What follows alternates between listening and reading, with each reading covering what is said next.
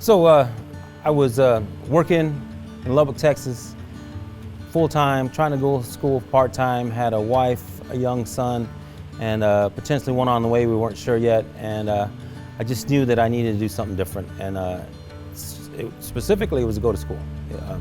I needed to finish my degree. I didn't do the right things when I graduated high school, and this was an opportunity, and a good friend of mine, Jesse Lentz, who I was working with, said, I'm going to recruiter. I said, I'll go check it out. And when they said they'd pay 75% tuition, I was like, all right, we'll try it. And before I knew it, here I was in the Air Force. I often jokingly say I didn't want to get shot at. It was one of the main ones. But I always thought the Air Force was a little more intellectual branch. They had a lot more technological solutions. I was going for an electronics degree at the time, and so I just thought it fit, what I wanted to do a little bit better. And Air Force is a lot cooler with airplanes. I was an avionics back shop technician. So I like to call us real avionics technicians. So we actually worked on to the component level repair. We used to do level 3 maintenance, which just means that we were fixing circuit cards, and line replaceable units, as we call them now, to include our test equipment. We actually troubleshot down to the component level. I remember removing and replacing transistors, resistors, capacitors, all those components that you read about and hear about, but they're now fully integrated in digital technology that really don't exist that often in what we do now. So it was pretty cool being able to look back and say that I actually worked on stuff and actually fixed it, which we don't get the opportunity to do now. I think our airmen are just as capable, certainly more intelligent than I ever was, and I think we could do a lot more with that. But I get it, cost effectiveness and speed has driven us in another direction. So.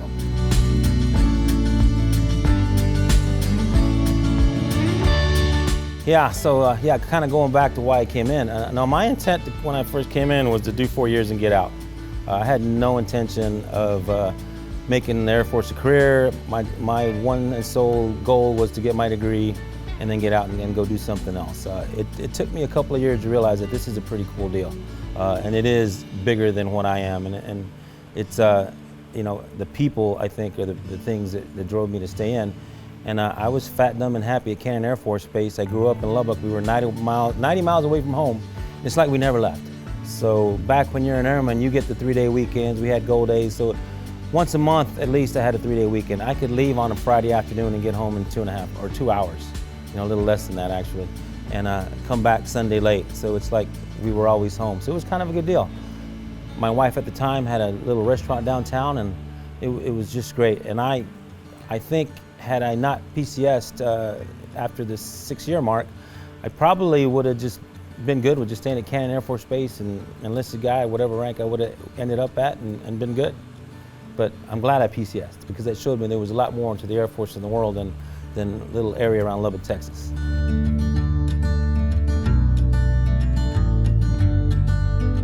Well, the Air Force PCS'd me. As I mentioned earlier, I was, fat, dumb, and happy at Cannon, and I got non-vol to be an instructor to go to Lowry. I'd had my degree for a couple of years at that point, I'd re-enlisted, and there's another story there, but I said, okay, let me try this officer thing. And I applied. I actually didn't get in, and I didn't realize they rolled you into the second subsequent board. New fiscal year, a lot more allocations, and I was lucky enough to get in, and there's a really cool story about that, but I'm saving that for my retirement. That involves a pair of pliers, and it's kind of cool, and it's all about just doing the right thing without any expectation, and good things happen to you. It's a pretty cool story. That's a great question. I don't know. I blinked. I was having this conversation with a young man this morning at the gym. Said, "Hey, sir, congratulations." I saw the email, and he goes, and I told him. He asked me how long I'd been in, and I always kind of hesitate because I know the reaction is going to be like, "Whoa, are you crazy?" And because I get that a lot, but it doesn't feel like 37 years. It really doesn't.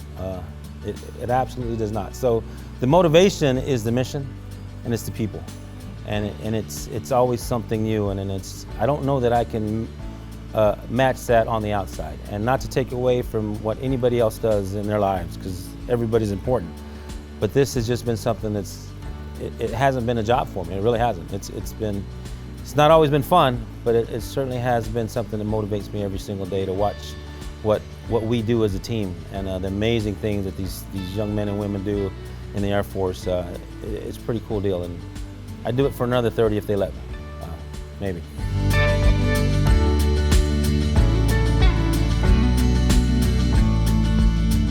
Know what you're going into.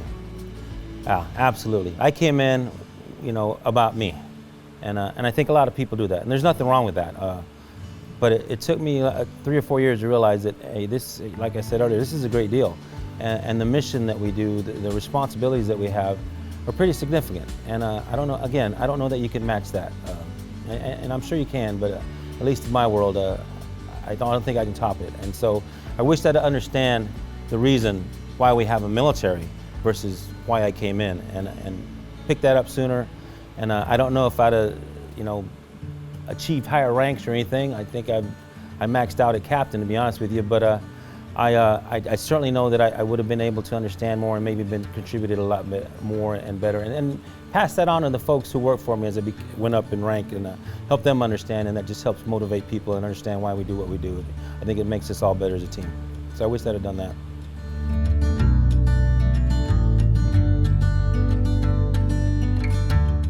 I think the best piece of advice that I ever got, and as an officer, so this is for the officers, and it was from Major Nate Postel when I first came as a second lieutenant, being prior enlisted, is don't be afraid to make mistakes. We're paying you to be leaders, and whether you're an officer or an NCO, we need you to lead, and not be worried about getting in trouble or do other things. As long as it's safe, legal, and moral, if we meet those 3 criteria, I will support you 100%, and they need to understand that they are supported and not be worried about it. So I always try to make sure that they need to understand that the job is getting the mission done, not taking care of yourself and making yourself promotable. It's about getting the mission done. If we get the mission done, the promotions will happen. So I try to make people feel comfortable in leading and doing their job, and then adjusting stuff when they're not sure. I mean, it's okay to take chances, safe, legal, and moral, and I think we can do well. And you see examples of it all the time.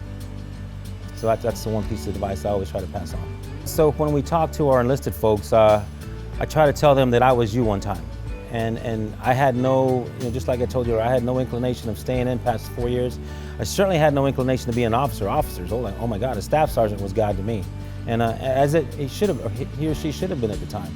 But I tell them that you can be me if you choose to. If you work hard, so I have 2 criteria, working hard and education. If you do those 2 things, doors will open for you and good things will happen. Doesn't mean you're going to become an officer. I mean, a lot of that's timing and luck, along with the hard work and education. But I think that I work very hard, and I've had to work hard because I know I'm not the smartest guy in the room all the time. In fact, most of the time I'm not. So I know I have to work hard, and I think that has given me lots of opportunities and good luck. So hard work creates good luck, and I really believe that, and that's what I try to pass on to those guys. Just work hard, get your education, and it's amazing how much luck you have at the end, and then take advantage of those opportunities that you have. And again, like I said, you could be this guy, if you so choose to, because if I can do it, anybody can. So if I'm any kind of an inspiration for that people say, hey man, if that guy can do it, I can do it. And that is a very true statement. If I can do it, anybody can do it. And again, if you aspire to be an 06 in the Air Force at some point in your life, and you're just an airman like Tony Puente was, 37 years ago, it is certainly possible if that's what you choose to do.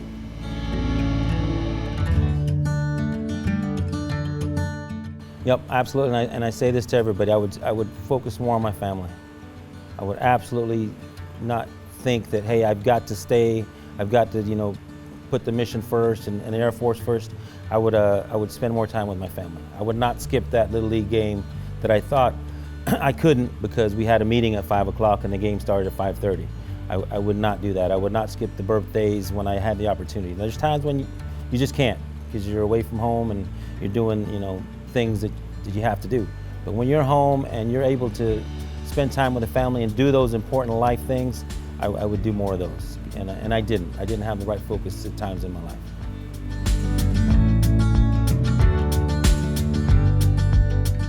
That's a long answer because it's all been fun.